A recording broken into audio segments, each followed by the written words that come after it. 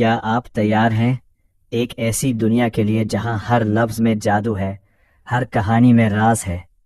मैं लाया हूं आपके लिए कमाल की ऑडियो बुक्स, तो इंतजार किस बात का। ये कहानी शुरू होती है लड़के से जिसे सिस्टम बहुत ताकतवर बनाता है। यंग जी के घमंडी चेहरे को देखकर यंग ये का चेहरा और भी उदास हो गया। उसने वांग चेंगफेंग से कहा, क्या यही बात आपने मुझसे कही थी कि किन ये निश्चित रूप से मारा जाएगा और मैं निश्चिंत हो सकता हूँ। प्रथम राजकुमार द्वारा सारा दोष उस पर मरते देख वांग चेंगफेंग को मन में थोड़ी कड़वाहट महसूस हुई। दरअसल वे शब्द तो उसी ने कहे थे। वह शर्मिंदा भाव से एक तरफ खड़ा रह सका और बोला, महामहिम, किसी को भी इस लड़के की युद्ध शक्ति इतनी मजबूत होने की उम्मीद नहीं थी, जिसने एक प्रमुख क्षेत्र को पार करके शाहजियान को चुनौती दी। हालांकि इस बार आप निश्चिंत रहें महाराज, मैंने अभी अभी ली हुआ उसे पुष्टि की है कि उनकी साधना अर्धचरण महानारोहण स्तर तक पहुंच चुकी है। प्रतियोगिता के तीसरे दौर में पहुंचना बिल्कुल तय है। यंग ये, इस बार कोई गलती नहीं होनी चाहिए। एक बार किन ये ग्रेट मिंग अकादमी में प्रवेश कर गया तो मुसीबत खड़ी हो जाएगी। अपनी प्रतिभा के दम पर तीसरा भाई जल्द ही अपने प्रभाव का इस्तेमाल करके लोगों के एक समूह को अपने समर्थन में लाने में सक्षम हो जाएगा।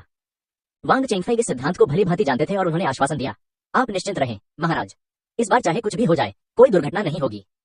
हम अगर एक अर्धचरण महानारोहण क्षेत्र मध्य चरण एकीकरण क्षेत्र से हार जाता है तो यह व्यक्ति बहुत ही राक्षसी है। पिछले विषय पर चर्चा बंद करते हुए यंग ये ने कहा, क्या आपने अभी अभी यह नहीं कहा था कि अखाड़े की रक्षा तब तक नहीं टूटेगी जब तक कि वह महानारोहण क्षेत्र के हमले तक नहीं पहुंच जाती। आप इसकी व्याख्या कैसे करेंगे। वांग चेंगफेंग ने धैर्यपूर्वक समझाया, महामहिम, आपने अभी अभी यह भी देखा कि प्रतिद्वंद्वी की तलवारबाजी तकनीक में विनाश की एक प्रबल आभा समाहित है। इस बारे में बात करते हुए वांग चेंगफेंग ने आह भरी और कहा, एक ही तलवार तकनीक में प्रभुत्व और विनाश दोनों तरह की आभाओं को समाहित कर पाना, इस तलवार को बनाने वाले व्यक्ति की क्षमता का अंदाजा लगाना मुश्किल है। हालांकि यह अखाड़ा ग्रेट असेंशन दायरे के हमलों से बचाव कर सकता है, लेकिन यह आखिरकार केवल सैद्धांतिक ही है। वास्तव में अभी भी कुछ ऐसे तरीके हैं जो ग्रेट एसेंशन दायरे की आक्रमण तीव्रता तक पहुंचे बिना भी अखाड़े की रक्षा को तोड़ सकते हैं। वांग चेंगफेंग का रवैया देखकर यंग ये उसके प्रति ज्यादा कठोर नहीं होना चाहती थी। आखिरकार दूसरा पक्ष मध्य चरण महानारोहण क्षेत्र में था, एक ऐसा व्यक्ति जिसके साथ उसके पिता को भी शिष्टाचार का व्यवहार करना पड़ता था। 10 लाख उच्च श्रेणी के आध्यात्मिक पत्थरों को प्राप्त करने के बाद यंग जी ने किन ये के 40,000 उच्च श्रेणी के आध्यात्मिक पत्थरों को अलग किया, उन्हें एक अंतरिक्ष वलय में रखा और किन ये को सौंप दिया। यंग जी ने कहा, भाई किन, तुमने इस बार मुझे वाकई गर्व महसूस कराया है। हाँ, एक राउंड वापस जीतने के दौरान उसने 600,000 उच्च श्रेणी के स्पिरिट स्टोन भी प्राप्त किए, जो 60 मिलियन निम्न श्रेणी के स्पिरिट स्टोन में परिवर्तित हो गए। यंग जी की वर्तमान मनोदशा को एक शब्द में सारांशित किया जा सकता है, शानदार। किन ही ने यंग जी द्वारा दी गई अंतरिक्ष अंगूठी ली और यंग जी से कहा, मुझे थोड़ी देर आराम करने की जरूरत है, कृपया मेरी रक्षा करें भाई यंग जी। यंग जी ने कहा, ठीक है, मेरे यहाँ होने से भाई किन आप निश्चिंत होकर आराम कर सकते हैं। किन ही ने धीरे से अपनी आंखें बंद कर ली और 40,000 उच्च श्रेणी के स्पिरिट स्टोन को पुनर्चक्रण के लिए सिस्टम स्टोर में रख दिया।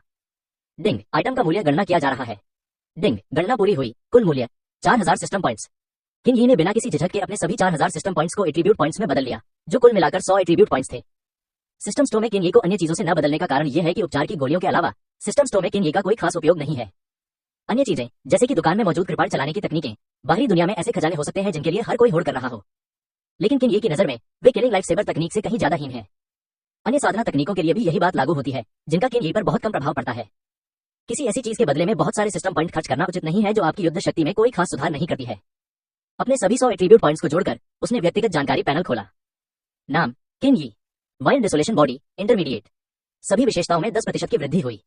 संवर्धन, छठा क्रम, अंतिम चरण का एकीकरण 892/1000, दिव्य बोध, परिपूर्ण एकीकरण, संख्या 892, गति 892, सहन शक्ति 892, आक्रमण क्षमता 892, रक्षा क्षमता 892, भाग्य 892, killing life blade 6th order 892/1000, टूटा हुआ ब्लेड शरीर 2/9, हमले का प्रवर्धन 20%, आक्रमण क्षमता 892, जीवन नाशक कृपाण तकनीक, छठा क्रम 892/1000, आक्रमण क्षमता 892, एजर ड्रैगन, छठा क्रम 892/1000, खेती बाड़ी मध्य चरण एकीकरण से अंतिम चरण एकीकरण में प्रवेश कर गई। दिव्य चेतना ने एकीकरण के अंतिम चरण से परिपूर्ण एकीकरण तक विजय प्राप्त की। किन ये की युद्ध शक्ति में फिर से सुधार हुआ है और उसने धीरे धीरे अपनी आंखें खोली। किन ये के सबसे करीबी व्यक्ति होने के नाते यंग जी ने स्वाभाविक रूप से किन ये की शक्ति के टूटने को महसूस किया। उन्होंने तुरंत उन्हें बधाई दी, बधाई हो भाई किन, आपकी शक्ति ने एक बार फिर सफलता हासिल कर ली है और आपकी साधना मध्य चरण एकीकरण से अंतिम चरण एकीकरण में प्रवेश कर गई है। यंग जी ने प्रत्येक युद्ध के बाद किन ये की साधना में हुई अभूतपूर्व प्रगति का कारण नहीं पूछा। हर किसी के दिल में कुछ राज होते हैं, जब दूसरा व्यक्ति आपको बताना चाहेगा तो आपको स्वाभाविक रूप से पता चल जाएगा। जिन रहस्यों को लोग प्रकट नहीं करना चाहते उनके बारे में पूछने से वे केवल नाराज होंगे। इसी समय नान त्यानलोंग पीछे से आगे आया और यंग जी के कान में कुछ शब्द कहे। यंग जी के चेहरे पर पहले जो खुशी का भाव था वह अचानक गायब हो गया और गंभीर हो गया। ये देखकर किन ये ने पूछा, भाई यंग जी क्या हुआ। यंग जी ने उत्तर दिया, भाई किन, मुझे अभी अभी हमारे लिए कुछ बुरी खबर मिली है। इस बारे में बात करते हुए यंग जी ने यंग ये के बगल में बैठे वांग चेंगफेंग की ओर देखा और आगे कहा, तीसरे मैच में आपका प्रतिद्वंदी वह बूढ़ा वांग चेंगफेंग वास्तव में ग्रेट मिंग अकादमी के 8 महान वरिष्ठ गुरुओं में से नंबर 1 वरिष्ठ गुरु ली हुआओ को आमंत्रित किया था। किन ये ने उलझन में पूछा, क्या कोई समस्या है? यंग जी ने कहा, समस्या बड़ी है। ली हुआओ की साधना ने कई साल पहले ही विपत्ति पागमन क्षेत्र के पूर्णता चरण को पार कर लिया था। अब अगर मैं गलत नहीं हूं तो वह हाफ स्टेप ग्रेट एसेंशन दायरे में पहुंच गया होगा। तुम्हारी साधना उससे कितनी अलग है? ये तीसरा युद्ध। हालांकि यंग जी ने अपनी बाकी बातें नहीं कही। किन ही ने यंग जी के इरादे को पहले ही समझ लिया था, यानी वह इस लड़ाई को लेकर आशावादी नहीं है जो हर मायने में इतनी अलग है। यंग जी की बातें सुनकर किन ही ने थोड़ा भौहें चढ़ाकर कहा, आधा चरण महान आरोहण क्षेत्र, ये तो वाकई थोड़ा अप्रत्याशित है। किन ही का अनुमान है कि अपनी वर्तमान युद्ध शक्ति के साथ यदि वह विधि स्वर्ग और पृथ्वी रूपांतरण का उपयोग करता है, यदि वह विपत्ति पागमन क्षेत्र के पूर्णता चरण के विरुद्ध जीत हासिल नहीं कर पाता है तो भी वह हारेगा नहीं। हालांकि दूसरा पक्ष हाफ स्टेप ग्रेट एसेंशन दायरे का है, जिसने पहले ही ग्रेट एसेंशन दायरे में प्रवेश करने का सबसे कठिन कदम उठा लिया है। समय मिलने पर वह निश्चित रूप से महान आरोहण क्षेत्र में प्रवेश कर जाएगा। ये थोड़ा खतरनाक है और किन ये भी थोड़ा अनिश्चित है। हालांकि किन ही के मन में पीछे हटने का कोई इरादा नहीं है। यदि वह लड़ने से डरता है या सिर्फ इसलिए बिना लड़े भाग जाता है क्योंकि उसकी ताकत प्रतिद्वंद्वी से कम है, तो ये किन ही को बिल्कुल भी स्वीकार्य नहीं है। वह एक कदम भी पीछे हटने के बजाय युद्ध में मरना पसंद करेगा। इस पर यंग जी ने भौहें चढ़ाते हुए कहा, भाई किन, यह परेशानी वाली बात है। अगर सब कुछ सामान्य होता तो मैं आपके लिए इस जगह से जाने का इंतजाम कर सकता था। अब मेरे बड़े भाई और वांग चेंगफेंग दोनों हमें देख रहे हैं, हम क्या कर सकते हैं? किन ही ने दृढ़ता से कहा, भाई यंग जी, मैं नहीं जाऊंगा। भले ही मैं इस युद्ध में मर जाऊं, मैं एक कदम भी पीछे नहीं हटूंगा। यह सुनकर यंग जी ने चिंता से कहा, भाई किन, जल्दबाजी मत करो। जहां जीवन है वहां आशा है। मुझे भाई किन को विदा करने का कोई तरीका सोचने दो। किन बुई ने कहा, भाई यंग जी, मैं आपकी दयालुता की सराहना करता हूं, लेकिन मैं इस लड़ाई से पीछे नहीं हटूंगा। किन बुई के दृढ़ संकल्प को देखकर यंग जी ने आह भरी और कहा, भाई किन, शक्ति में अंतर बहुत अधिक है। मुझे डर है कि यह युद्ध खतरों से भरा होगा। किन बुई ने कहा, भाई यंग जी, मैंने अपना मन बना लिया है।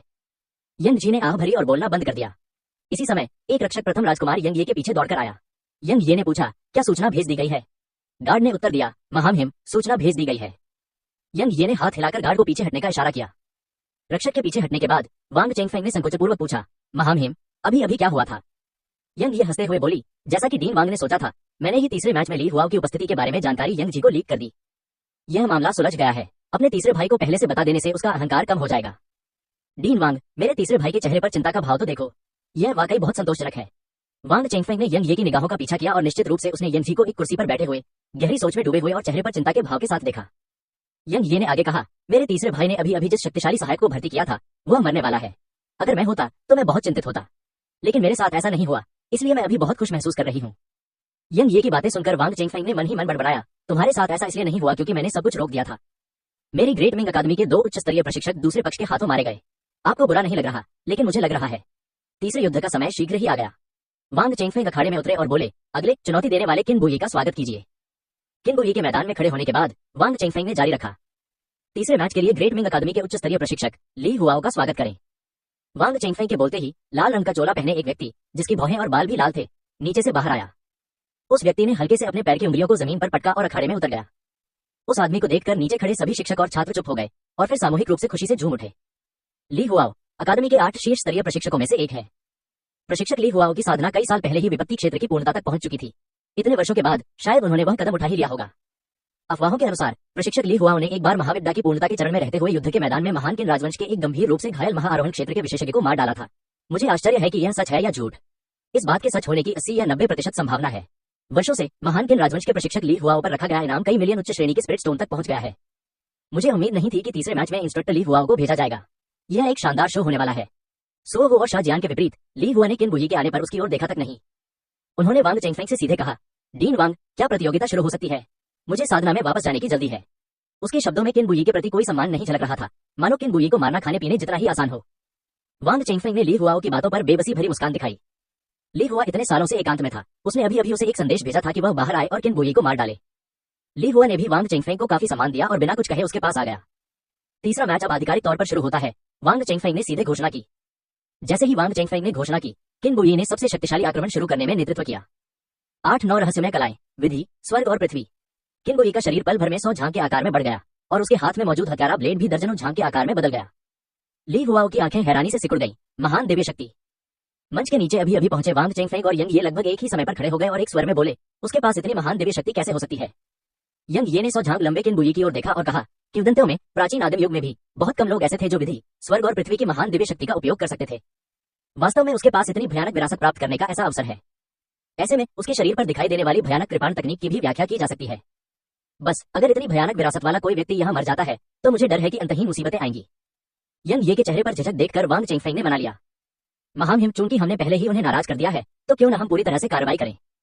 इसके अलावा अगर इस तरह के व्यक्ति की पृष्ठभूमि वाकई इतनी शानदार है तो तीसरे राजकुमार द्वारा उसे कैसे भर्ती किया जा सकता है। मेरा अनुमान है कि इस बच्चे को बस किस्मत से अनजाने में विरासत मिल गई। ये कहते हुए वांग चेंगफेंग ने गला काटने का इशारा किया। ये शब्द सुनकर यंग ये धीरे से अपनी सीट पर वापस बैठ गया और आह भरते हुए बोला, मुझे उम्मीद है ऐसा ही हो। हालांकि उसने ऐसा कहा, लेकिन यंग ये के मन में अनिश्चितता बढ़ती ही जा रही थी। ये देखकर वांग चेंगफेंग के पास यंग ये को एक इंजेक्शन देने के अलावा कोई विकल्प नहीं बचा था। महाम हिम, यदि हम इस व्यक्ति से छुटकारा पा लेते हैं तो हम तीसरे राजकुमार के पक्ष को हड़प सकते हैं। उस समय सिंहासन निश्चित रूप से आपका होगा। यदि महाराज अब संकोच करते हैं तो मुझे डर है कि और भी अधिक मुसीबतें आएंगी। जब यंग ये ने शाही सिंहासन के बारे में सुना तो उसके मन की झिझक तुरंत गायब हो गई और उसने वांग चेंगफेंग से कहा, मैं जरूरत से ज्यादा सतर्क था। डीन वांग सही है। मैदान पर हत्या, मृत्यु का क्षेत्र, किनबुई पर केंद्रित अंधकार में क्षेत्र तेजी से पूरे अखाड़े में फैल गया।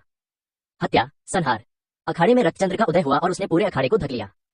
रक्तचंद्र के दौरान लगभग सभी विशालकाय किलिंग ब्लेड प्रेत प्रकट हुए और सभी ने ली हुआ पर हमला कर दिया। ली हुआ ने उपहास करते हुए कहा, मामूली चालें। बोलने के बाद ली हुआ ने अपना दाहिना हाथ फैलाकर चिल्लाते हुए कहा, बिखर जाओ। Bang bang, टकराना।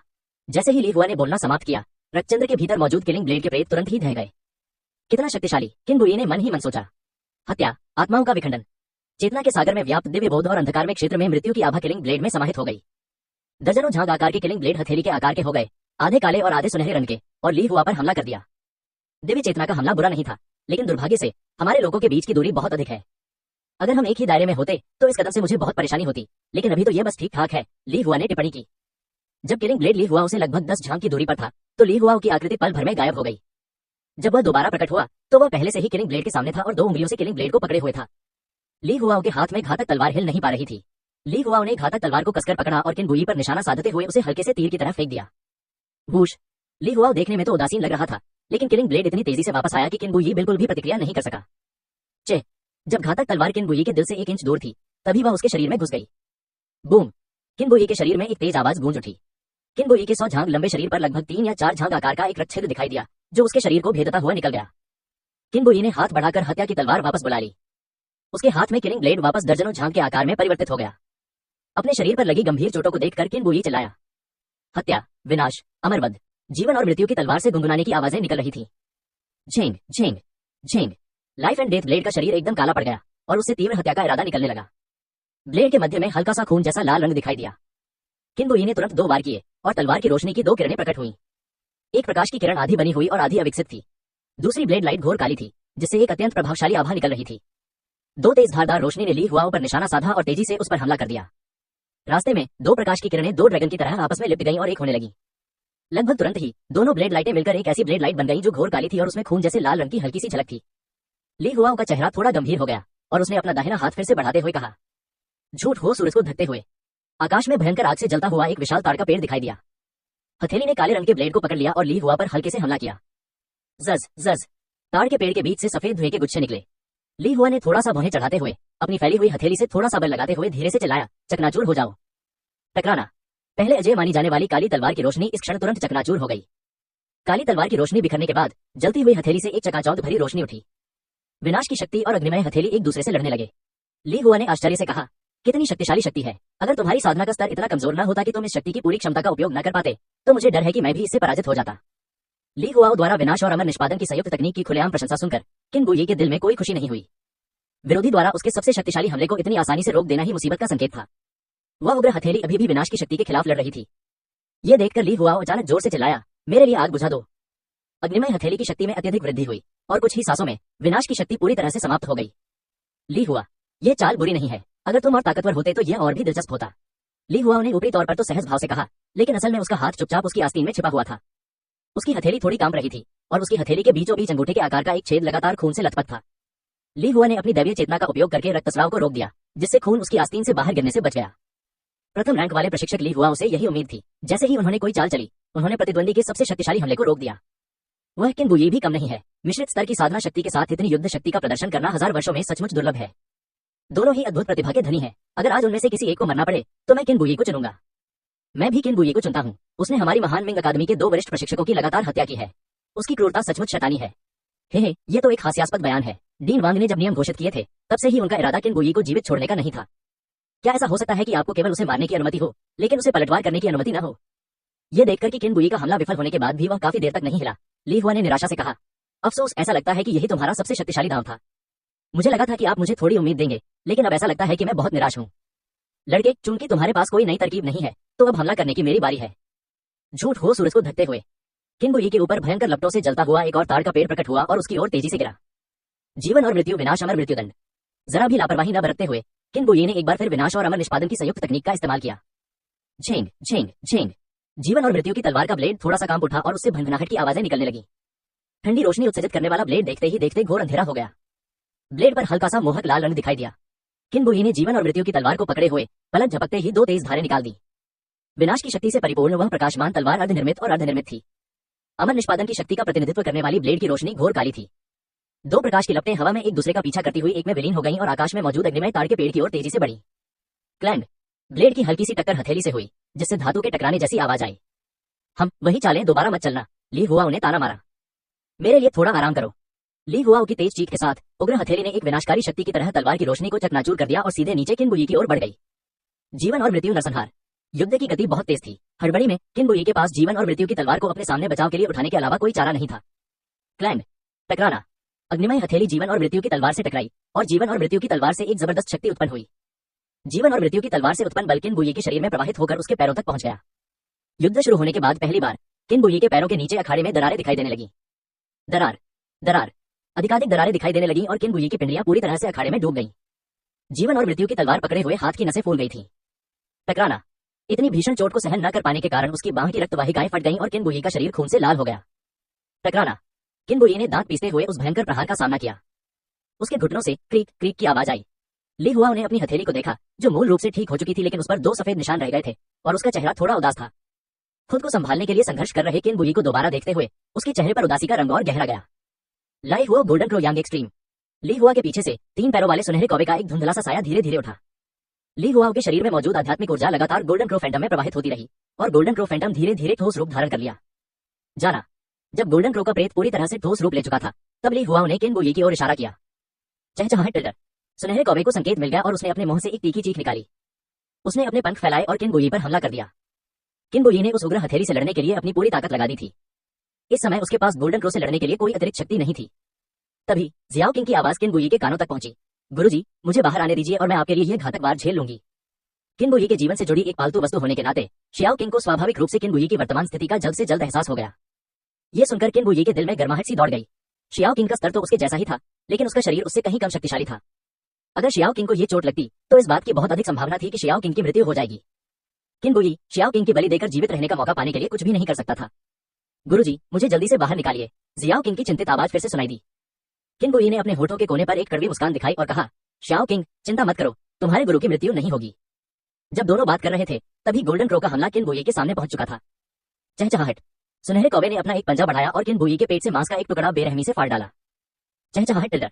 एक तीखी चीख के बाद सुनहरे कौवे ने अपना नुकीला मुंह खोला और किनबुई की छाती पर बेरहमी से चोंच मारी। चहचहाहट। किनबुई की छाती में फिर से एक बड़ा छेद हो गया, जो आगे और पीछे दोनों तरफ से आर पार हो गया।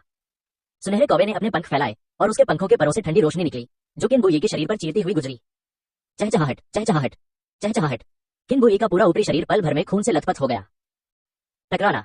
गोल्डन क्रो के तीव्र आक्रमण के तहत किनबुई की चोटें लगातार गंभीर होती गईं। घातक तलवार पकड़े हुए हाथ कांपने लगा। चहचहाहट। गोल्डन क्रो ने एक बार फिर अपना पंजा बढ़ाया और किनबुई के ऊपरी शरीर पर हमला किया, जो पहले से ही खून से लथपथ था। चहचहाहट। इस बार सुनहरे कौवे ने अपना पंजा पीछे खींच लिया, जिस पर किनबुई का आधा दिल टिका हुआ था। टकराना। किनबुई और अधिक देर तक टिक नहीं सका और जलती हुई हथेली के वार से तुरंत जमीन पर गिर गया। धमाका। जलती हुई हथेली जमीन पर जोर से गिरी। अखाड़े की ठोस सतह तुरंत फट गई। टकराना। फटी हुई जमीन चारों दिशाओं में बिखर गई। किनबुई जमीन पर लेटी हुई थी और सांस लेने के लिए हौंफ रही थी।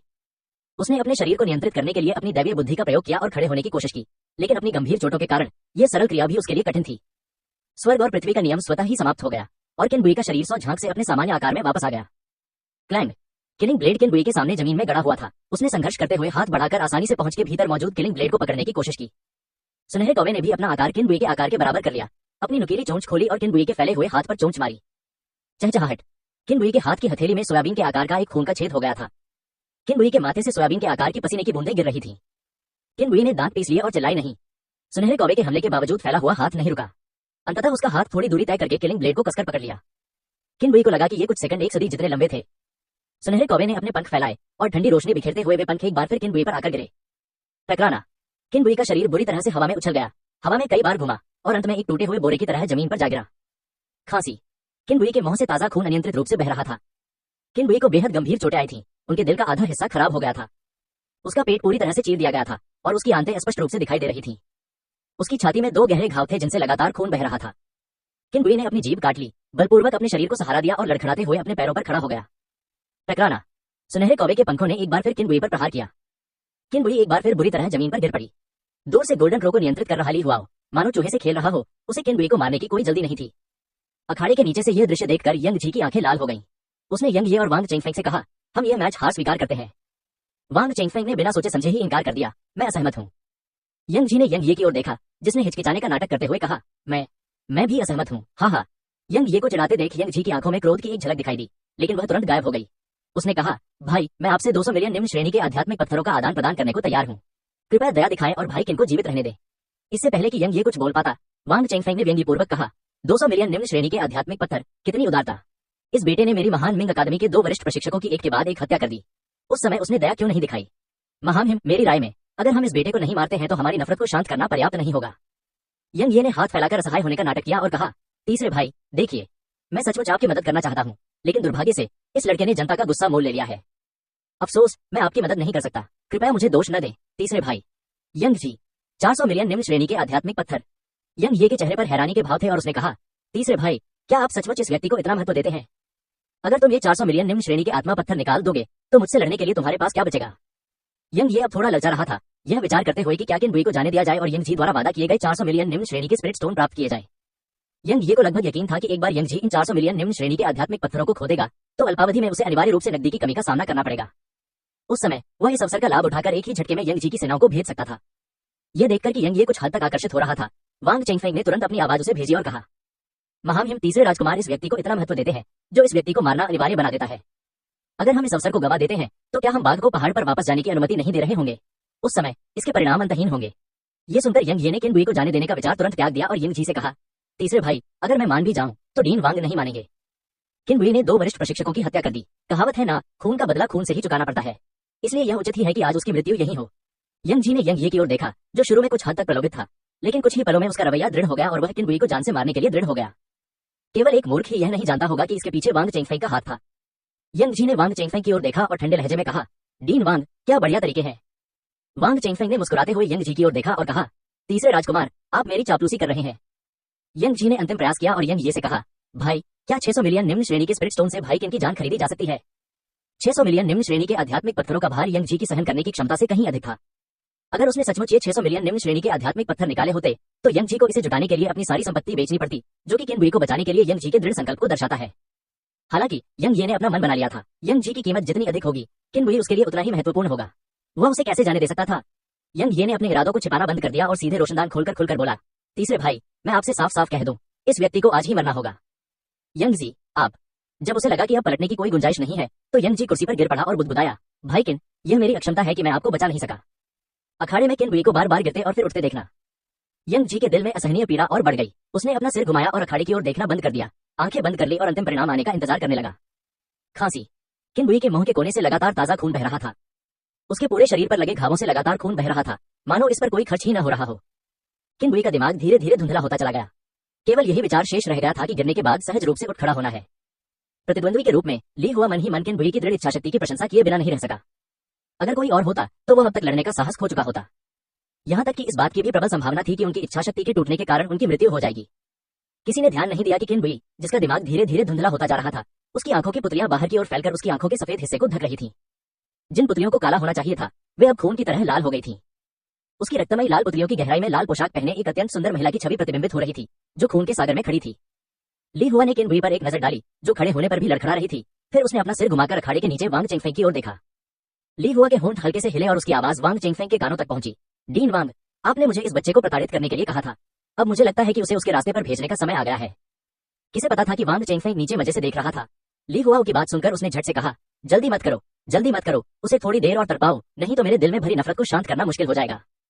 हालांकि ली हुआओ का मन वांग चेंगफेंग की बातों को लेकर कुछ हद तक अनिच्छुक था, लेकिन फिर भी उसने वांग चेंगफेंग के निर्देशों का पालन किया और गोल्डन क्रो को नियंत्रित करते हुए मरते हुए किनबुई को उसी तरह यातना देना जारी रखा जैसे एक बिल्ली चूहे के साथ खेलती है।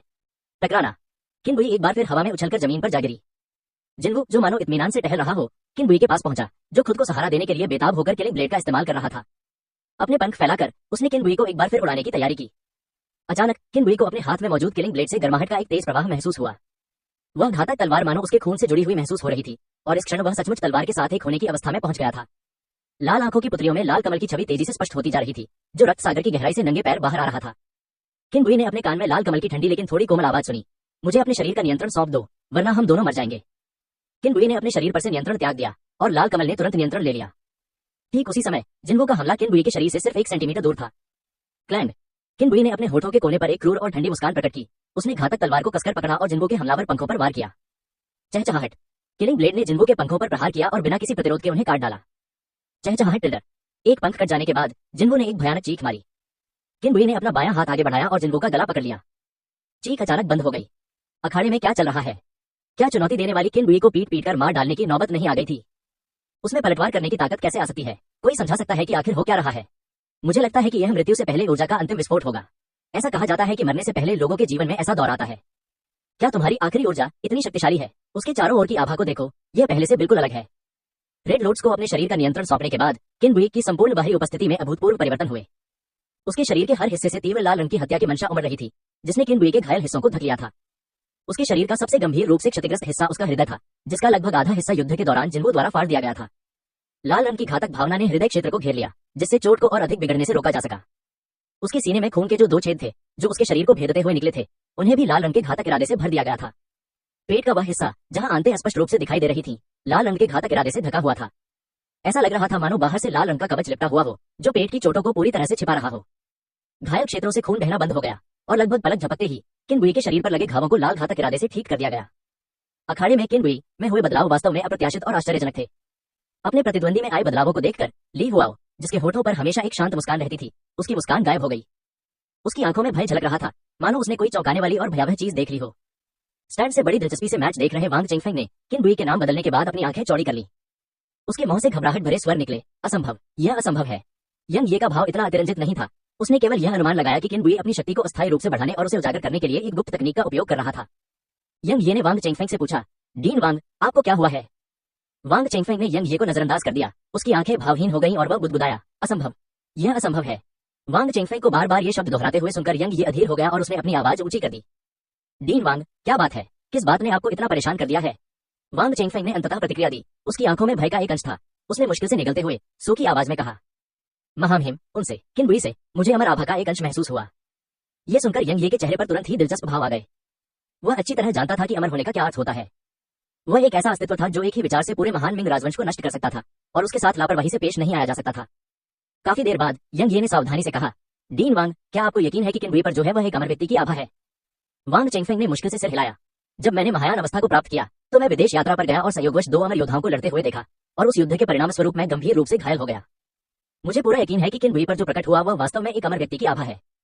यंग ये ने भौहें चढ़ाकर कहा, यह तो परेशानी वाली बात है। यह वाकई परेशानी वाली बात थी। वांग चेंगफेंग ने ली हुआओ को किन बुई के साथ खिलवाड़ करने का निर्देश दिया था। वह उसे दर्दनाक तरीके से मारकर उसकी जान लेना चाहता था। उसे इस बात की उम्मीद नहीं थी कि दूसरे पक्ष का इतिहास इतना भयावह होगा और उसके पीछे एक अमर व्यक्ति खड़ा होगा। इस बार यंग ये को ऐसा लगा जैसे उसने किसी स्टील की प्लेट पर लात मार दी हो।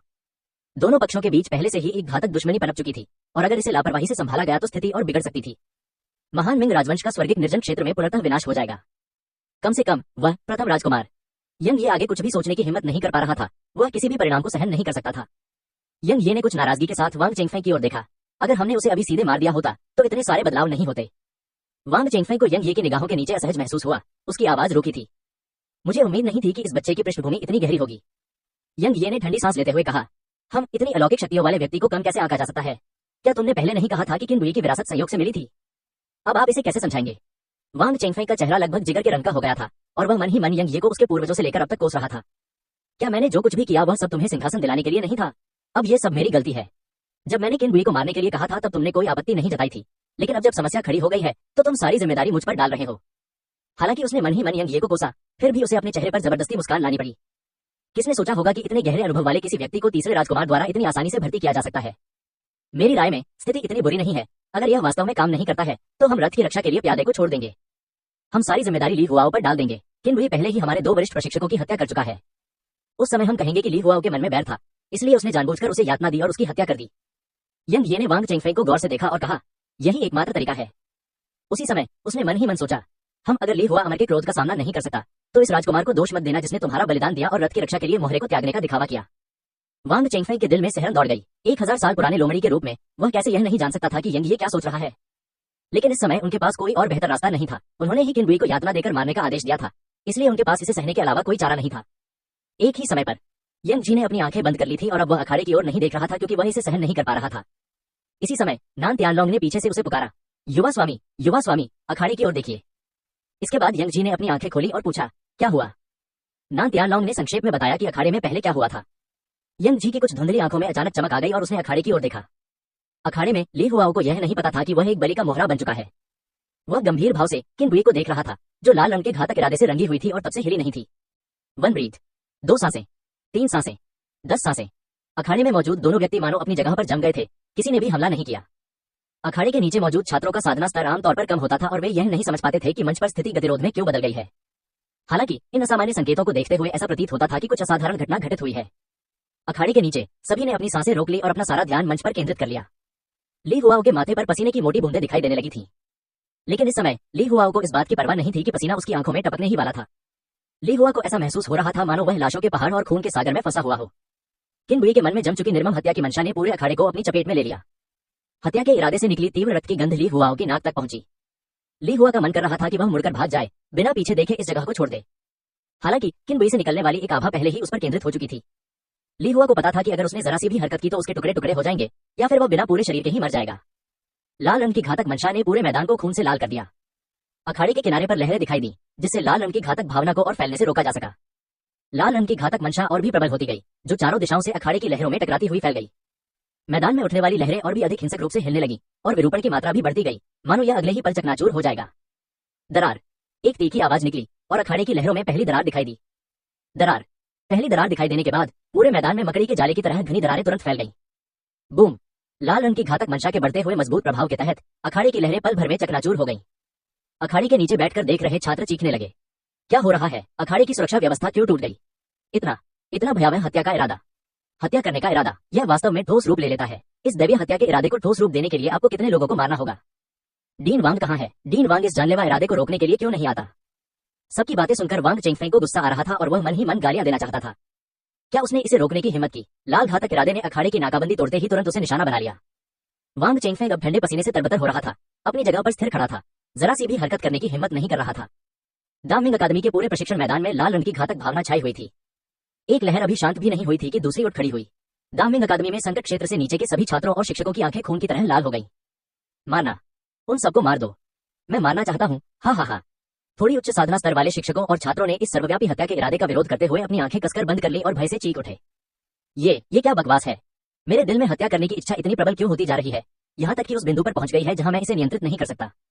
अगर यह स्थिति जारी रही तो हम सब जल्द ही अपना नियंत्रण खो देंगे और ऐसे दरिंदों में बदल जाएंगे जो केवल मारना जानते हैं।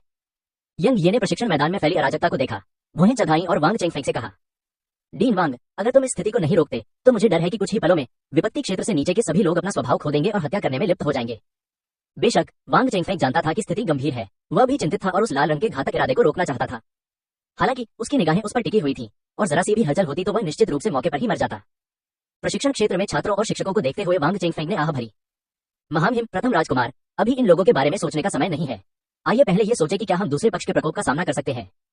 बोलने के बाद वांग चेंगफेई ने यंग ये को मंच पर मौजूद किनबुई की ओर अपनी आंखों से देखने का इशारा किया।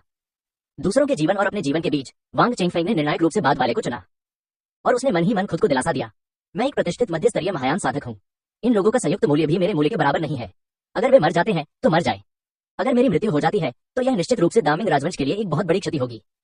यंग ये ने इसे रोकने के बारे में और कुछ नहीं कहा, बल्कि वांग चेंगफेई की निगाह का पीछा करते हुए मंच पर मौजूद किनबुई की ओर देखा, जो चुप थी। प्रथम राजकुमार के रूप में विशेष रूप से कई राजकुमारों से अलग दिखते हुए, एक के बाद एक विरोधियों को परास्त करते हुए सिंहासन ठीक उनके सामने था। यंग ये अपने जीवन को अत्यंत महत्व देता था और दामिंग अकादमी के छात्रों और शिक्षकों के एक समूह के लिए खुद को खतरे में डालने वाला कोई भी काम कभी नहीं करेगा। मंच पर हमले का सबसे ज्यादा शिकार हुए ली हुआओ का शरीर थोड़ा कांपने लगा। लाल रंग की घातक भावना ने ली हुआओ को घेर लिया, जिससे खून का एक कोकून बन गया। ली हुआओ के शरीर में चारों दिशाओं से हत्या का इरादा उमड़ रहा था। ली हुआओ के शरीर में प्रवेश कर चुकी हत्या की मंशा ने अंदर तबाही मचाना शुरू कर दिया। ली हुआओ का शरीर रक्त के कोकून के अंदर बुरी तरह छटपटा रहा था, लेकिन रक्त का कोकून स्थिर बना रहा। इसी क्षण रक्त का कोकून अचानक पारदर्शी हो गया, जिससे सभी को अंदर हो रही घटनाओं को देखने की अनुमति मिल गई। सबकी निगाहों के सामने ली हुआ का शरीर वर्षों के घिसने से क्षीण हो चुके जीवाश्म जैसा था। यह धीरे धीरे पैरों से ऊपर की ओर टूटता गया, हर सांस के साथ थोड़ा थोड़ा टूटता गया। डर, बहुत दर्द हो रहा है। मैं मरना नहीं चाहता। ली हुआ की चीखें खून से लथपथ होकर पूरे प्रशिक्षण मैदान में गूंज उठी। प्रशिक्षण क्षेत्र में मौजूद शिक्षक और छात्र जो हत्या के इरादे का विरोध कर रहे थे, ली हुआ की तीखी चीखें सुनकर उनके पूरे शरीर में रोंगटे खड़े हो गए। दृढ़ निश्चय वाली यंग ये को भी ली हुआ की दयनीय स्थिति देखकर इसे स्वीकार करना थोड़ा मुश्किल लगा। एक सांस के बाद ली हुआ के पैर खून के कोकून में पूरी तरह से गायब हो गए। 2 सांसों के बाद ली हुआ की पिंडलियां गायब हो गईं। 3 सांसों के बाद ली हुआ के शरीर का निचला हिस्सा गायब हो गया। ली हुआ हिलने डुलने में असमर्थ हो गया था और जोर से चिल्लाया, डीन वांग, मुझे बचाओ! डीन वांग, मुझे बचाओ! वांग चेंगफेंग खुद को बचाने के लिए संघर्ष कर रहा था। ऐसे में उसके पास ली हुआ पर ध्यान देने के लिए अतिरिक्त ऊर्जा कैसे हो सकती थी? ली हुआ ने कई बार चिल्लाया और वांग चेंगफेंग की कोई प्रतिक्रिया न देखकर निराशा में चिल्लाया, वांग चेंगफेंग, तुम मुझे बताओ, अगर आपने मुझे एकांतवास से बाहर नहीं बुलाया होता तो मैं ऐसी स्थिति में कैसे पहुंच जाता? वांग चेंगफेंग, तुम बूढ़े मरे हुए प्राणी, मैं तुम्हें भयानक मौत का श्राप देता हूँ। हा। इस समय ली हुआओ के शरीर के छाती के नीचे के सभी हिस्से गायब हो चुके थे। 2 और सांसें लेने के बाद ली हुआओ पूरी तरह से रक्त के कोकून में समा गया। अपनी मृत्यु तक ली हुआ ने वांग चेंगफेंग को कोसना बंद नहीं किया।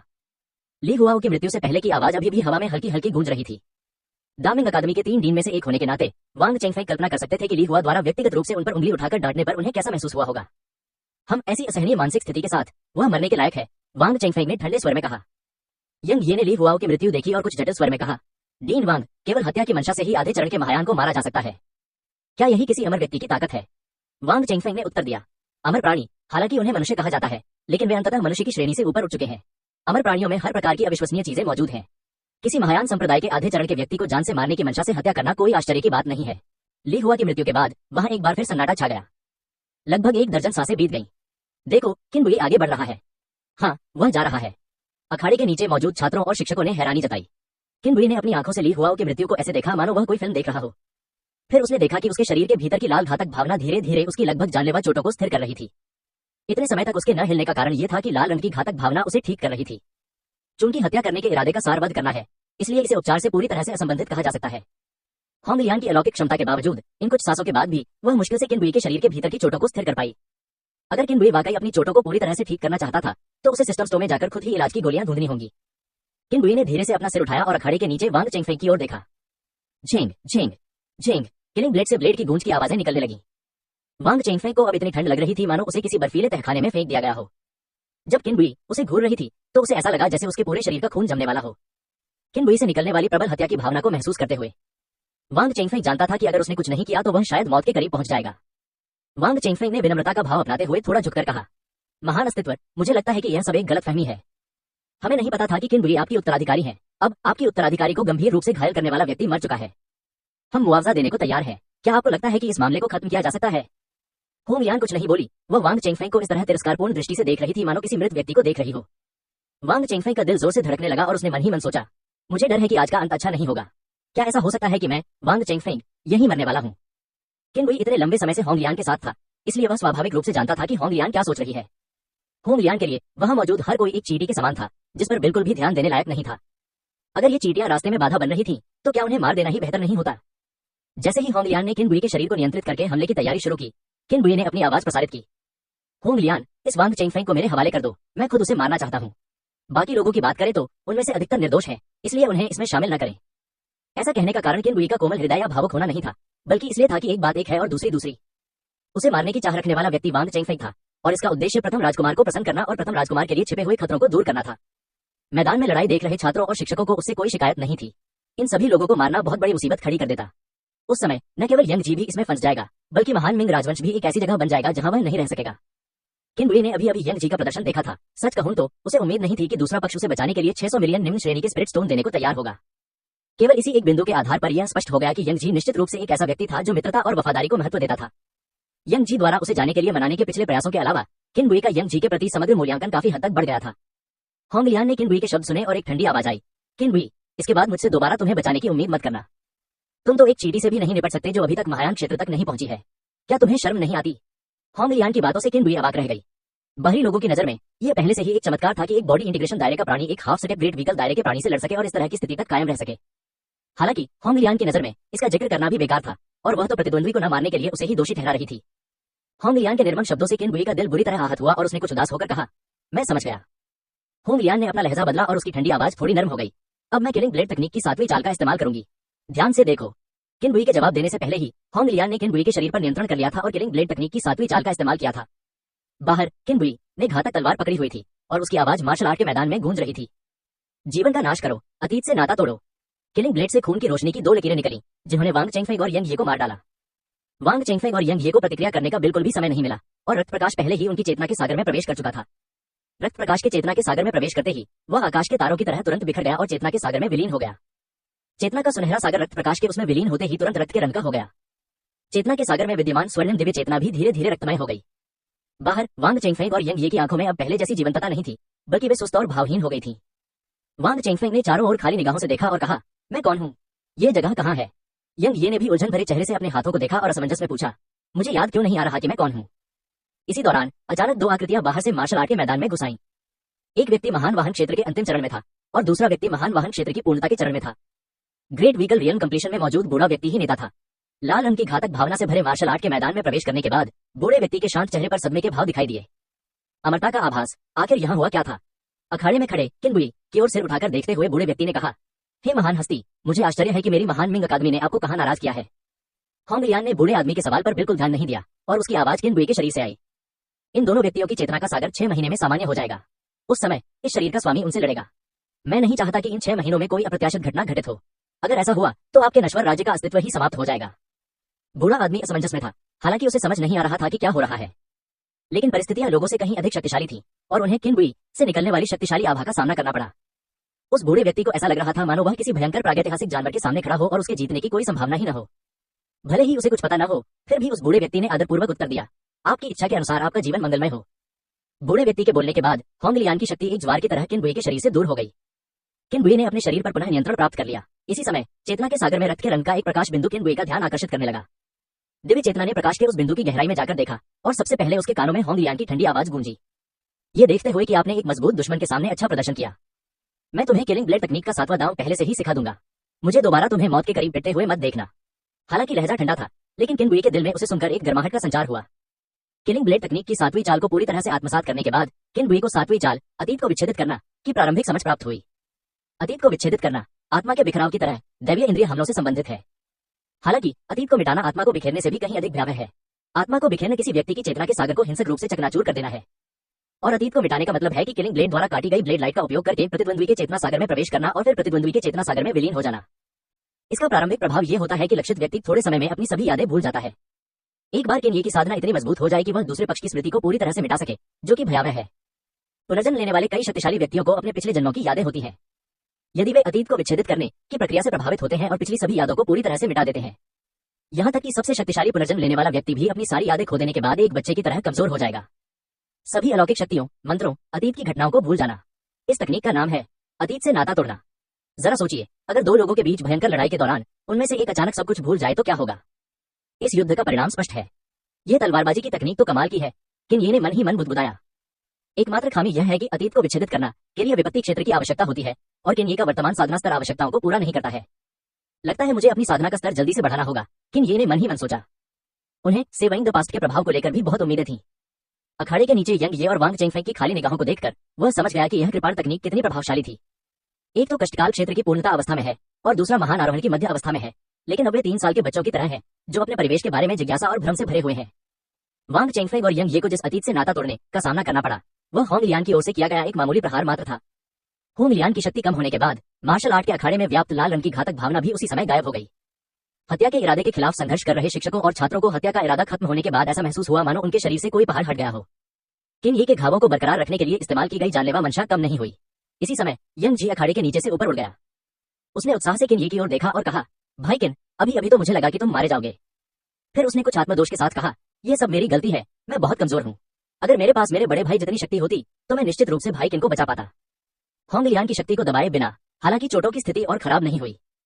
हालांकि चोटों के कारण होने वाला तीव्र दर्द किन ये के दिमाग में लगातार संचारित होता रहा। किन ये ने दर्द सहन किया और अखाड़े के नीचे यंग ये की ओर इशारा करते हुए कहा, भाई यंग जी, अब तुम्हारा मौका आ गया है। यंग ये अगले 6 महीनों तक इसी तरह की मूर्खतापूर्ण स्थिति में रहेगा। मेरा मानना है कि ये 6 महीने भाई यंग जी के लिए स्थिति को पलटने के लिए काफी है। ये सुनकर यंग जी ने नीचे खड़े मूर्ख यंग ये और वांग चेंगफेंग की ओर देखा। उसकी आंखें चमक उठी और उसने कहा, क्या भाई किन की बात सच है? अगर यह सच है तो मेरे बड़े भाई की सेना इन 6 महीनों तक नेतृत्वहीन रहेगी। ये सिर्फ पासा पलटने से कहीं अधिक है। मुझे पूरा भरोसा है कि मैं स्थिति को सीधे तौर पर पलट सकता हूँ और अपने बड़े भाई की सेनाओं को एक ही झटके में हरा सकता हूँ। किन ये ने कहा, तो मैं भाई यंग जी को विजय प्राप्त करने पर अग्रिम बधाई देता हूँ। खानसी, अभी इस बारे में बात नहीं करते। भाई यंग जी, कृपया पहले मुझे 10 मिलियन निम्न श्रेणी के स्पिरिट स्टोन उधार दें। मैं उनका उपयोग अपनी चोटों को ठीक करने के लिए करूंगा। बिना सोचे समझे यंग जी ने सीधे एक स्थानिक अंगूठी सौंप दी। किन ये की दिव्य चेतना ने उसमें प्रवेश किया और पाया कि उसके भीतर 600,000 उच्च श्रेणी के आध्यात्मिक पत्थर और 40 मिलियन निम्न श्रेणी के आध्यात्मिक पत्थर व्यवस्थित रूप से रखे हुए थे। यदि उन सभी को निम्न श्रेणी के आत्मा पत्थरों में परिवर्तित कर दिया जाए तो यह 100 मिलियन निम्न श्रेणी के आत्मा पत्थर होंगे। किन ये ने उलझन भरी नजरों से यंग जी की ओर देखा और कहा, भाई यंग जी, इसका क्या मतलब है? यंग जी ने अपना सिर खुजाया, चेहरे पर सच्ची मुस्कान लिए हुए कहा, भाई किन, कृपया इसे स्वीकार करें। भाई किन के जीवन मरण के संकट के दौरान मैंने उनकी ज्यादा मदद नहीं की और मुझे पहले से ही बहुत अपराधबोध हो रहा है। भाई किन को इसे स्वीकार करना ही होगा, अन्यथा मुझे अपराधबोध होता रहेगा। इस बारे में बात करते हुए यंग जी ने किन ये की ओर देखा और धीमी आवाज में कहा, यंग ये की स्थिति को देखते हुए हमारे बीच की शर्त पूरी नहीं हो सकती, लेकिन यह महत्वपूर्ण नहीं है। जब तक वह यह मूर्खतापूर्ण दिखावा करता रहेगा, मैं उससे और अधिक स्पिरिट स्टोन प्राप्त कर सकता हूँ।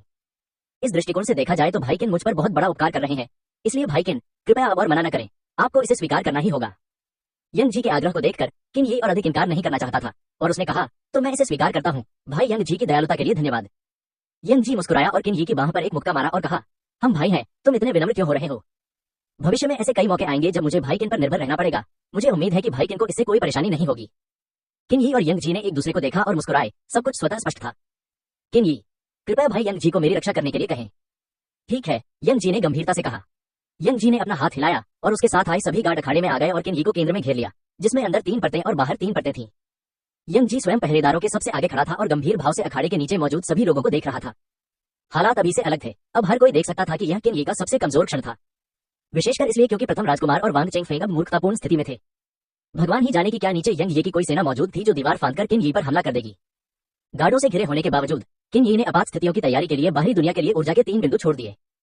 उन्होंने सभी 600,000 उच्च श्रेणी के स्पिरिट स्टोन और 40 मिलियन निम्न श्रेणी के स्पिरिट स्टोन को सिस्टम मॉल रिसाइकलिंग फंक्शन में डाल दिया। डिंग, आइटम का मूल्य गणना किया जा रहा है। डिंग, गणना पूरी हुई, कुल मूल्य 10,000 मॉल पॉइंट्स। 10,000 मॉल पॉइंट्स, यह पहली बार था जब किन ये के हाथ में इतनी बड़ी रकम थी। वह सिस्टम मॉल के 6ठे क्रम के आइटम इंटरफेस में उपचार की गोलियां ढूंढ रहा था। जल्द ही किन ये को एक संतोषजनक गोली मिल गई। स्वर्गीय पवित्र गोली एक साथ दैवीय चेतना और शारीरिक चोटों को ठीक कर सकती है। जब तक आपके पास सांस बाकी है, यह आपको पल भर में एक मजबूत अवस्था में वापस ला सकती है। मूल्य 5,000 मॉल पॉइंट्स। कीमत पढ़ने के बाद किन ये ने हैरानी से कहा, कितना महंगा है। यह सोचकर कि 5वें क्रम के ब्लड बोधी की कीमत केवल कुछ 100 मॉल पॉइंट्स है, इस स्वर्गीय पवित्र गोली की कीमत वास्तव में 5,000 मॉल पॉइंट्स थी। उसने अपने मन ही मन में व्यवस्था को पुकारा, व्यवस्था, 5वें और 6ठे दर्जे की गोलियों की कीमत में इतना बड़ा अंतर क्यों है? सिस्टम, अमीर मेजबान, इस महान सिस्टम को सवालों के जवाब देने के लिए थोड़े से पैसे चाहिए। किन ये का चेहरा गुस्से से लाल हो गया और उसने कहा, तुमने पहले कहा था कि यह मुफ्त है, अब तुम अपने वादे से क्यों मुकर रहे हो? सिस्टम ने शिकायत की, पहले आपके पास कोई पैसा नहीं था, अब आपके हाथ में 10,000 मॉल पॉइंट्स हैं, यह आपका अमीरी का समय है। एक बार जब आप इस गांव को खो देंगे तो ऐसी कोई दुकान नहीं मिलेगी, इसलिए मुझे इस अवसर का लाभ उठाना ही होगा। किन ये, तुम आग का फायदा उठा रहे हो। मैं अब भी कहता हूं कि अगर तुम्हें पैसा चाहिए तो मेरे पास नहीं है, और अगर तुम्हें मेरी जान चाहिए तो मैं नहीं दूंगा। किन ये की बात सुनकर सिस्टम का लहजा तुरंत 180 डिग्री बदल गया। बेचारे और कंजूस मेजबान, तुम सचमुच एक लोहे के मुर्गे हो जो एक पंख भी नहीं निकालता। सिस्टम, क्या तुम्हें इतना यथार्थवादी होना जरूरी है? अभी कुछ देर पहले तक तो तुम एक अमीर मेजबान थे। किन ये ने अनजाने में कहा, अगर तुम्हारे पास पैसा है और तुम मुझे दे देते हो तो तुम अमीर हो, अगर तुम्हारे पास पैसा है और तुम मुझे नहीं देते तो मैं तुम्हारी प्रशंसा क्यों करूं? सिस्टम ने आत्मविश्वास से कहा, भूल जाओ, यह सिस्टम तुम्हारी परवाह नहीं करेगा। क्या 5वीं और 6ठी श्रेणी की गोलियों के बीच अंतर अधिक होना सामान्य बात नहीं है? आपने पहले जिस 5वीं श्रेणी के रक्तबोधी का आदान प्रदान किया था वह केवल बाहरी चोटों का इलाज करता था। आंतरिक घावों पर रक्तबोधी का उपचारात्मक प्रभाव लगभग नगण्य है। यह दिव्य संत गोली जिसका आप अभी आदान प्रदान कर रहे हैं न केवल शारीरिक चोटों को ठीक करती है बल्कि चेतना के सागर में हुई चोटों को भी ठीक करती है। आपको यह अवश्य ही ज्ञात होगा कि चेतना सागर को चोट पहुंचाना साधकों के लिए हमेशा से ही एक बड़ी समस्या रही है। चेतना सागर में लगी चोटों का उपचार शारीरिक चोटों के उपचार से कहीं अधिक कठिन है, इसलिए यह कीमत बिल्कुल भी महंगी नहीं है। अगर आपको लगता है कि यह बहुत महंगा है तो आप उन गोलियों का चुनाव कर सकते हैं जो ठीक होने में लंबा समय लेती हैं, असर दिखाने में धीमी होती हैं, लेकिन सस्ती होती हैं। किन ही ने सिस्टम द्वारा बताई गई गोलियां पहले ही देख ली थी। हालांकि ये गोलियां सस्ती हैं, लेकिन ठीक होने में अक्सर कई महीने या यहाँ तक कि आधा साल भी लग जाता है। यह सबसे बड़ी समस्या नहीं है। किन ही को अस्वीकार्य बनाने वाली सबसे महत्वपूर्ण बात यह थी कि इन गोलियों के कमोबेश दुष्प्रभाव थे। या तो उपचार अवधि के दौरान उनकी युद्ध क्षमता आधी हो जाती है या वे लड़ने में असमर्थ हो जाते हैं, अन्यथा न केवल पहले किए गए सभी प्रयास व्यर्थ हो जाएंगे बल्कि चोट पहले से कहीं अधिक गंभीर होगी। किन ही इनमें से किसी भी बात को अलग अलग स्वीकार नहीं कर सकता था, संयुक्त रूप से स्वीकार करना तो दूर की बात है। अपनी खंडित चेतना के सागर को देखते हुए किन ये ने दांत पीसकर सीधे स्वर्गीय संत की गोली का आदान प्रदान किया। इस लड़ाई में ग्रेट मिंग अकादमी के 3 वरिष्ठ प्रशिक्षकों की भी जान चली गई।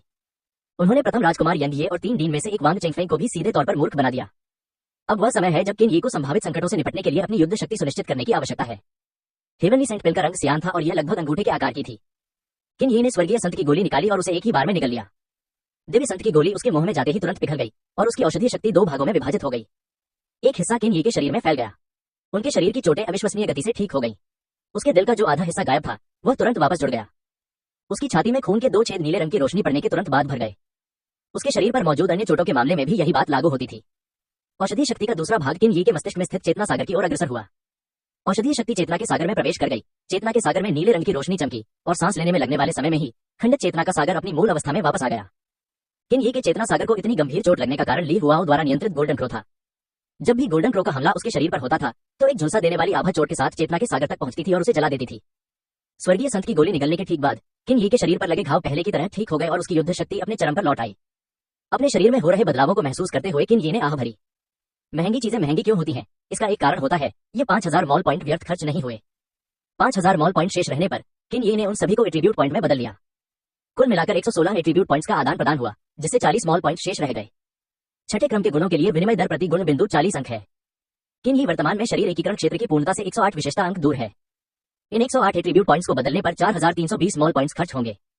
प्रणाली के नियमों के अनुसार शेष अंकों का आदान प्रदान 7वें क्रम के मानक के अनुसार किया जाना चाहिए। 7वें क्रम का विशेषता विनिमय मानक एक विशेषता बिंदु के लिए 80 छोटे बिंदु है। बचे हुए 680 मॉल पॉइंट्स से केवल 8 एट्रीब्यूट पॉइंट्स ही प्राप्त किए जा सकते हैं। किन यी ने सबसे पहले अपने लिए 108 विशेषता अंक जोड़े और व्यक्तिगत जानकारी पैनल खोला। नाम किन यी, हेवनली डिसोलेट बॉडी इंटरमीडिएट, सभी विशेषताओं का प्रवर्धन 10%। साधना छठा क्रम शरीर एकीकरण पूर्णता 1000 किसी भी समय सफलता प्राप्त कर सकते हैं। दिव्य बोध कष्टों के प्रारंभिक चरण में पालौकिक अनुभव।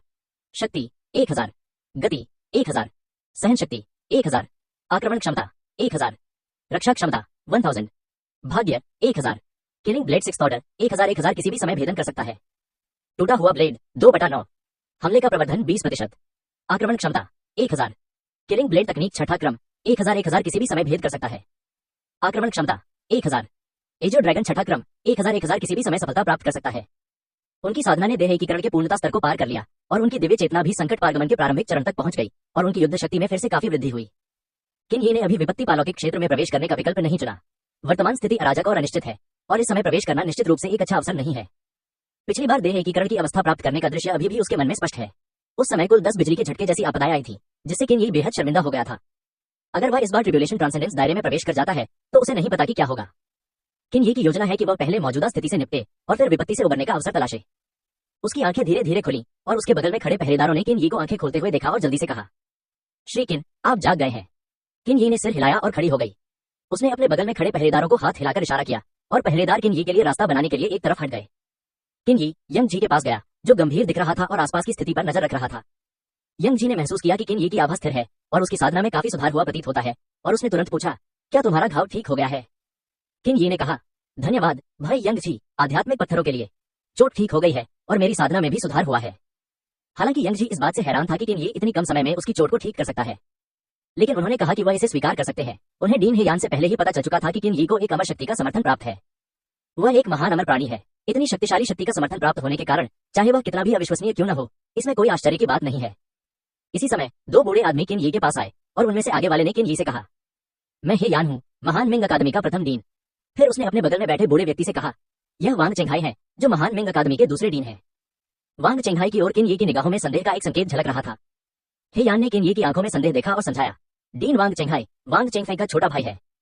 वांग चेंघाई ने हेयान को अपना परिचय देते हुए सुना, अपने दिल में दबी हुई नाखुशी को दबाया और अनिच्छा से किन यी को मुस्कुराते हुए कहा, मैं छोटे दोस्त किन से मिला था।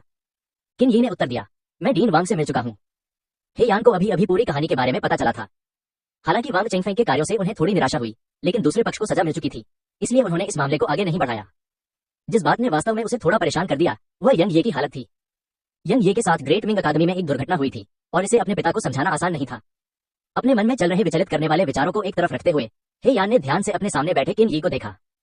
क्या यही वह व्यक्ति है जिसने अमर को आकर्षित किया? वाकई असाधारण, हेयान ने मन ही मन सोचा। इसी समय यंग जी ने किन यी को एक संदेश भेजा, डीन हेयान वास्तव में एक तटस्थ पक्ष है। भाई किन को ज्यादा चिंता करने की जरूरत नहीं है कि वह आपके प्रति द्वेष रखेंगे। यंग जी की बातें सुनकर किन यी की सतर्कता थोड़ी कम हो गई, लेकिन फिर भी वह हेयान को सावधानी से देखता रहा। हेयान ने आगे कहा, तीसरे राजकुमार ने मुझे आपके इरादे पहले ही बता दिए हैं। आप तीनों मुकाबलों में सफल हो चुके हैं। अब हम आपको ग्रेट मिंग अकादमी के वरिष्ठ प्रशिक्षकों के सदस्य के रूप में आधिकारिक तौर पर स्वागत करते हैं। उसी समय हे यान ने किन बुई को अपनी आवाज भेजी और कहा, युवा मित्र किन, मैं अपने अधिकार क्षेत्र में अनुशासन की कमी के लिए आपसे माफी मांगता हूँ। अफसोस, मैं उच्च स्तर पर पहुंचने की कोशिश में एकांत में रहा हूँ और अकादमी के अधिकांश मामले वांग चेंगफेंग और वांग चेंगहाई भाइयों द्वारा प्रबंधित किए जाते हैं। मुझे ऐसी उम्मीद नहीं थी। मेरे युवा मित्र किन की युद्ध क्षमता और योग्यता को देखते हुए वह मेरे डामिंग अकादमी में वरिष्ठ प्रशिक्षक के रूप में शामिल होने के लिए पर्याप्त से अधिक है। किन बुई को उम्मीद नहीं थी कि हे यान उससे माफी मांगेगा। हे यान के चेहरे पर सच्ची माफी झलक रही थी, उसमें दिखावे का कोई नामोनिशान नहीं था। किन बुई ने कहा, डीन हे यान विनम्रता दिखा रहे हैं। ये कहते हुए उन्होंने वांग चेंगफेंग की ओर देखा और आगे कहा, डीन वांग और प्रथम राजकुमार यंग ये आधे साल तक इसी स्थिति में रहेंगे। आधे साल बाद मैं स्वयं डीन वांग चेंगफेंग को चुनौती दूंगा। उस समय निष्पक्षता दिखाने के लिए कृपया डीन ही यान स्वयं इसकी अध्यक्षता करें। 6 माही के बाद जीत हो या हार केवल जीवन और मृत्यु का ही फैसला होगा।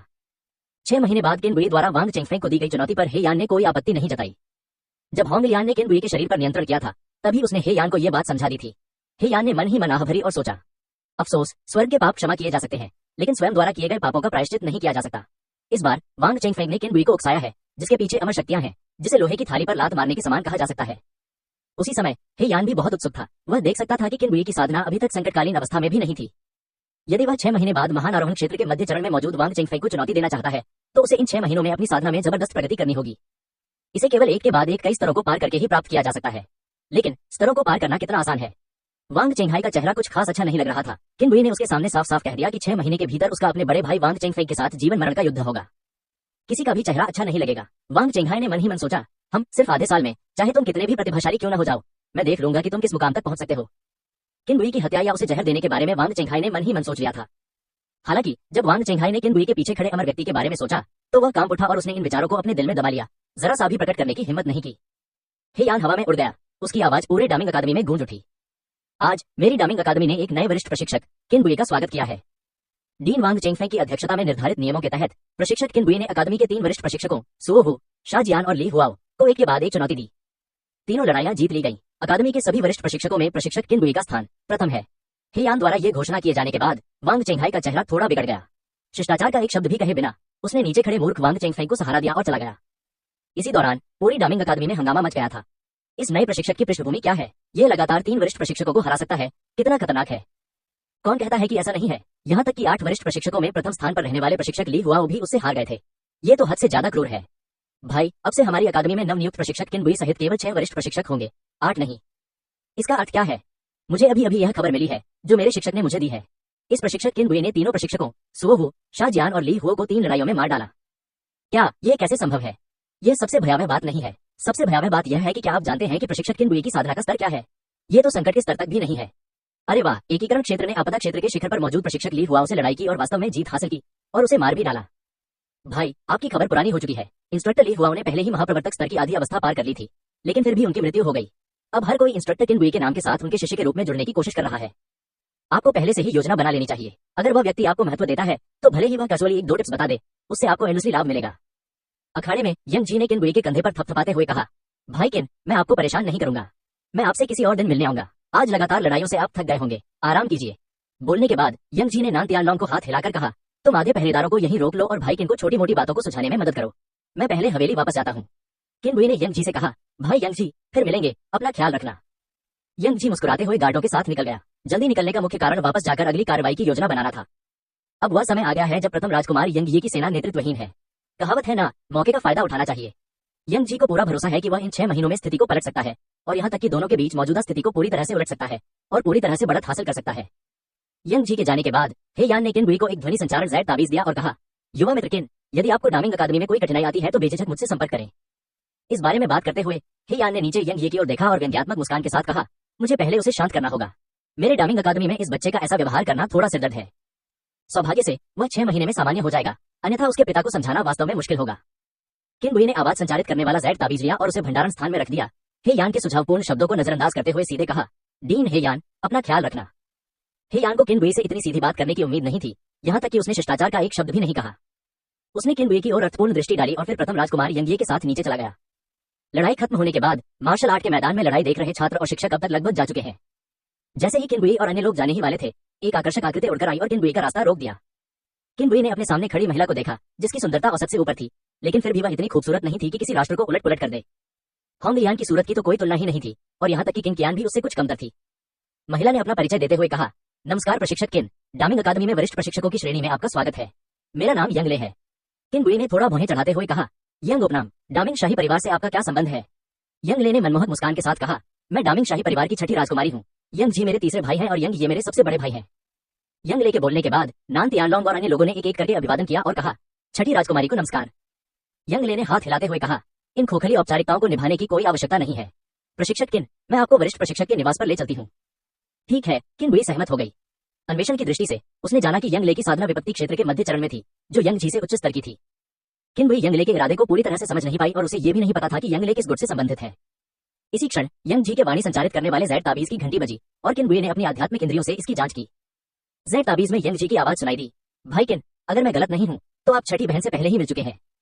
किन बुई ने जवाब दिया, मैं उससे मिल चुकी हूँ, क्या आपने उसके आने का इंतजाम किया था? यंग जी ने इस अवसर का लाभ उठाते हुए प्रशंसा की, भाई किन वास्तव में एक देवता के समान है।